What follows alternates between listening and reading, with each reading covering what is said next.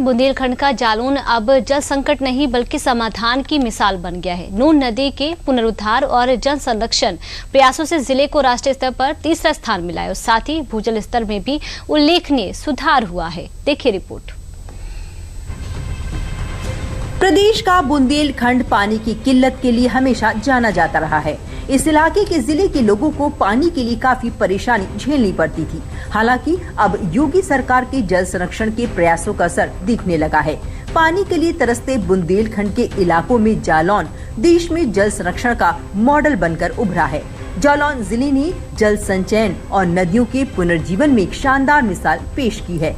इसी कामयाबी के चलते जालौन को 6वें राष्ट्रीय जल पुरस्कार कार्यक्रम में जल संरक्षण की श्रेणी में देश भर में तीसरा स्थान मिला है। सीएम योगी के एक जिला एक नदी अभियान के तहत जिले में भूजल स्तर में सुधार हुआ। प्रशासन ने तालाब, check dam, rooftop water harvesting और पारंपरिक जल स्रोतों के जरिए जल संचयन को बढ़ावा दिया। नून नदी का पुनरुद्धार कर उसके प्राकृतिक प्रवाह को बहाल किया गया। जिले में 7,484 जल संरचनाएं सक्रिय हैं, जिससे जल उपलब्धता बेहतर हुई है। प्रशासन ने स्थानीय नागरिकों की मदद से इसे दोबारा जीवित किया। नदी को हरा भरा बनाने के लिए इसके दोनों किनारों पर 51,000 पौधे भी लगाए गए। जिले में 7,484 जल संरचनाएं सक्रिय हैं, जिससे जल उपलब्धता बेहतर हुई है। यह सम्मान इस बात का प्रमाण है कि जालौन ने जल संरक्षण को केवल एक योजना नहीं बल्कि जन आंदोलन के रूप में अपनाया है।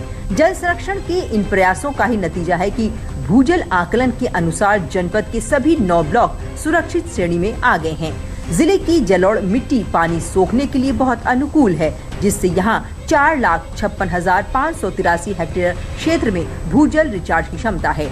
इन पारंपरिक और नई संरचनाओं से न केवल भूजल का स्तर बढ़ा है बल्कि ग्रामीण इलाकों में सिंचाई की सुविधा भी मजबूत हुई है।